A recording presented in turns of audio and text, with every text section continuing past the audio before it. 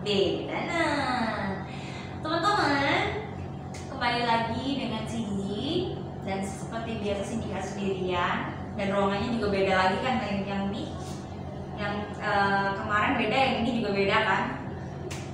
Jadi sekarang Cindy juga sudah berada di SD, ruangan kepala, lebih tepatnya ruangan kepala sekolahnya SDK Citra Bangsa. Nah, yang mau kita bahas adalah evaluasi mengenai tatap muka yang puji Tuhan diizinkan oleh pemerintah untuk memperbolehkan SD Citra Bangsa untuk melakukan tatap muka terbatas dengan nilai 97,5 dengan predikat sangat siap untuk melakukan tatap muka terbatas, begitu. Jadi nggak salah lagi, kita langsung saja dengan Ibu Tati sebagai kepala sekolah di sini. Shalom Ibu. Shalom Mbak Cindy, terima kasih. Gimana Ibu kabarnya, baik? Puji Tuhan baik sampai saat ini. Puji Tuhan, Anda sehat ya? Iya. Sini pengen tahu selama 2 minggu ini prosesnya seperti apa? Dari kendala, dari proses pertama kali masuk sampai dengan hari ini, apa saja yang dilalui oleh sekolah? Iya. Jadi ketika dari dinas mengizinkan ya SD Citra Bangsa melakukan belajar tatap muka terbatas, khususnya kelas 1, kami bersama dengan tim Satgas COVID di unit di sekolah itu kita rapat ya, bagaimana caranya proses pembelajaran tatap muka ini yang nyaman bagi anak, juga aman dan prokesnya bisa terkendali gitu. Jadi setelah kami rapat dan kami menentukan bagaimana teknisnya jadi anak masuk ke sekolah, masuk kelas masing-masing, kemudian belajarnya di kelas, kemudian juga pulangnya sudah kami atur ya, supaya tidak terjadi penumpukan. Jadi ada jalur dan jarak dari anak ke anak yang satu itu tetap terjaga supaya tidak ada kluster baru di sekolah. Nah, itu yang kami sangat khawatirkan ya, karena anak SD masih kecil Dan belum bisa divaksin kan? belum SD, iya betul, Belum bisa divaksin. Jadi tahap pertama mereka masuk di ruang lobi sini, itu sudah dicek suhunya. Kalau memang 3, jadi batas maksimal itu 37,3, tapi kalau lebih dari itu disuruh pulang. Kemudian masuk disuruh cuci tangan, kemudian mereka juga lewat jalur yang sudah ditentukan, ada tanda anak panah merah ketika masuk, dan masuk kelas pun satu kelas cuma 10 orang, jadi jaraknya itu cukup besar, tapi kelasnya juga cukup besar ya. Jadi mereka duduk di tempatnya masing-masing dan guru juga sudah ada, di bangunan sudah ada, jadi sudah dijaga lah dari pagi gitu, sehingga kita dapat memastikan bahwa anak-anak tidak berkerumun atau tidak meninggalkan mejanya atau bangkunya kemudian menuju ke temannya. Berarti itu ya sistemnya dari awal sampai pulang semua tidak ada yang keluar dari kelas ya. Iya, tidak ada segala macam proses belajar mengajar semua di dalam kelas sampai dengan selesai gitu ya. Jadi tidak diperbolehkan untuk keluar kemana, jadi benar-benar hanya dalam kelas saja. Gitu. Boleh sih keluar kalau mereka mau ke kamar kecil, tapi kan memang dijaga juga. Jadi ada kamar kecil perempuan sendiri, laki-laki sendiri, dan ada petugas piket yang mengantar mereka. Kan masih anak kelas 1, kadang-kadang masih butuh bantuan, masih butuh pertolongan, menjaga. Oh iya, karena ini kelas 1 ya? Iya, kelas 1. Jadwalnya ini seperti apa ya? Jadwalnya dari jam pembelajaran dimulai dari jam 8 sampai jam 10:20. Jadi 10 menit pertama ibadah ibadah bersama, kemudian dilanjutkan dengan belajar sampai jam 9:05. Itu dikasih waktu 15 atau 11:10 sampai 15 itu snack ya, snack time begitu. Snack time-nya bukan terus snack time-nya itu dari sekolah atau anak bawa sendiri? Anak-anak bawa sendiri. Karena dipersiapkan sama iya, orang tua jadi ya. kami tidak dari tangan ke tangan begitu ya. Iya. Jadi sudah mereka bawa sendiri dari rumah, disuruh dari rumah, Iya, mereka bawa bawa sendiri dari rumah rumah ya. Begitu menjaga supaya tidak ada penularan begitu ya. Terus snack time 10 sampai 15 menit kalau sudah, kemudian pelajaran yang berikutnya. Kan kita ada 2 jam pelajaran ya. Oh, dua mata pelajaran sehari. Jadi kalau hari Senin misalkan matematika dan bahasa Inggris, ataupun bahasa Indonesia dan seni musik. Biar anak-anak juga nggak jenuh ya. Iya, nggak jenuh. Jadi yang berat-berat dipasangin sama yang ringan-ringan gitu. Pelajarannya sangat masih kecil-kecil kan gitu ya. Betul. Jadi kreativitasnya guru itu yang paling penting ya. Yang paling penting. Paling penting itu gimana guru bisa mengatur anak-anak kecil itu dengan baik gitu. Biar nggak ada yang lari ke sana lari ke sini. Masih kecil sekali kan kalau kelas 1. Nah Ibu, kalau untuk kelas 2 sampai dengan kelas 6 itu apakah mereka juga bakal diizinkan atau yang saya bingung nih, prosedur dari pemerintah sendiri itu seperti apa? Diizinkan itu apakah mereka tulis dengan spesifik kelas 1 saja yang boleh masuk atau kelas 2 saja yang boleh masuk atau seperti apa? Ya, izin dari pemerintah, ini dari dinas kota ya, dinas pendidikan kota, itu hanya diizinkan untuk tahap pertama ini diizinkan hanya kelas 1 saja. Plus dengan kelas 5. Kelas 5 ini hanya anak-anak yang akan mengikuti ASDK, Asesmen Nasional. Tapi karena sekolah kita adalah sekolah penggerak, jadi bukan hanya kelas 5, tapi kelas 4 juga. Kelas 4 juga. Nah, jadi kelas 4 yang ikut asesmen juga ikut pembelajaran. Tapi dia maksudnya bukan dari pagi, tapi dari jam 11 sesi yang kedua, supaya tidak sama-sama dengan kelas 1.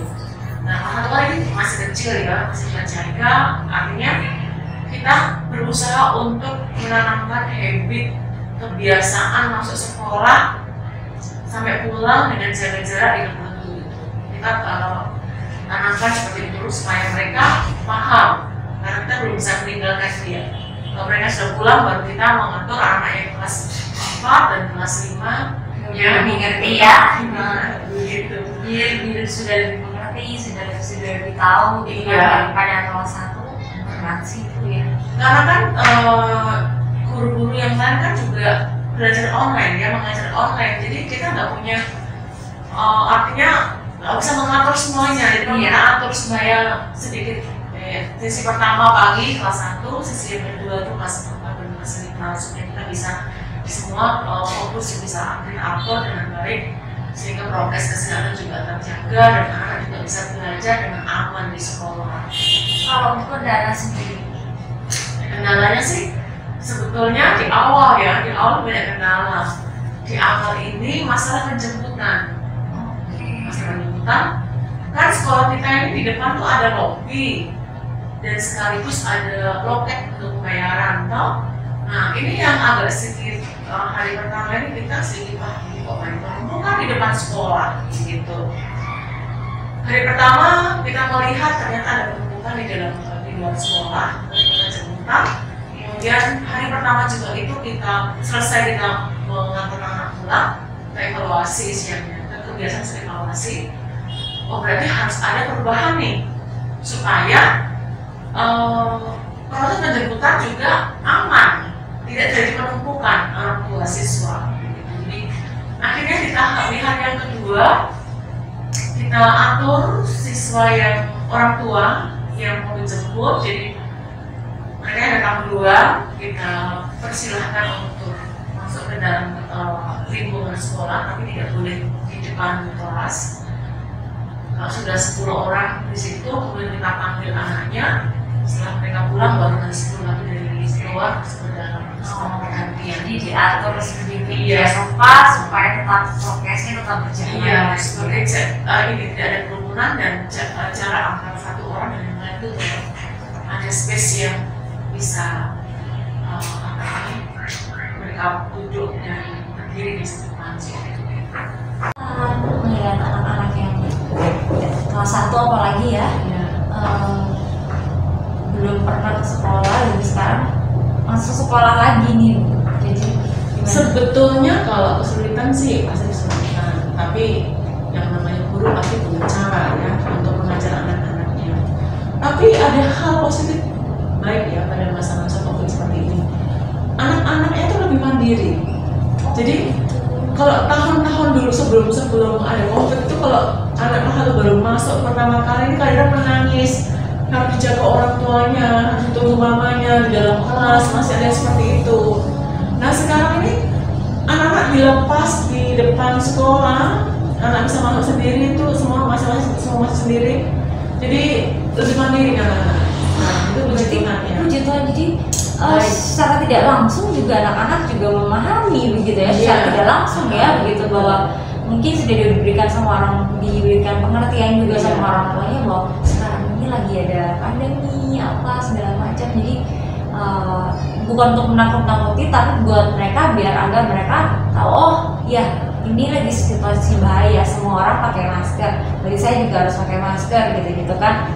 Jadi tergantung juga orang tua penyampaian bagaimana, biar anaknya juga mengerti, dan puji Tuhan semuanya berjalan dengan baik. Jadi semua gak ada yang menangis, ditinggal orang tua masih.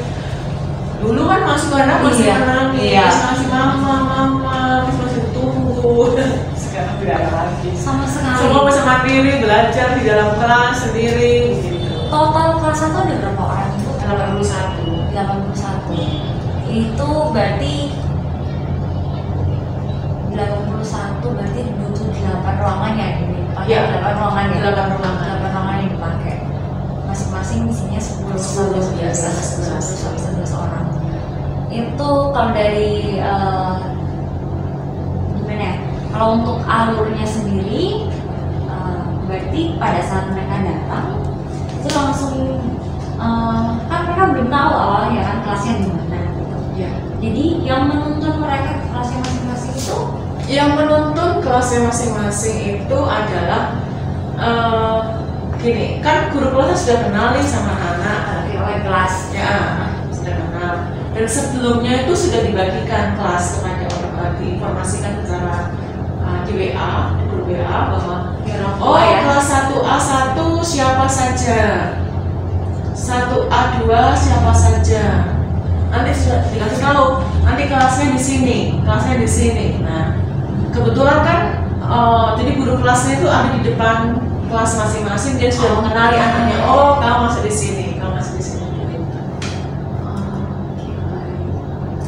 Kalau untuk harapannya ke depan ini, Ya, harapannya adalah bahwa pada masa-masa seperti ini anak bisa memanfaatkan belajar, walaupun belajar tatap muka, manfaatkan dengan baik, belajar yang baik, ataupun pada masa-masa online seperti ini tetap harus semangat untuk belajar.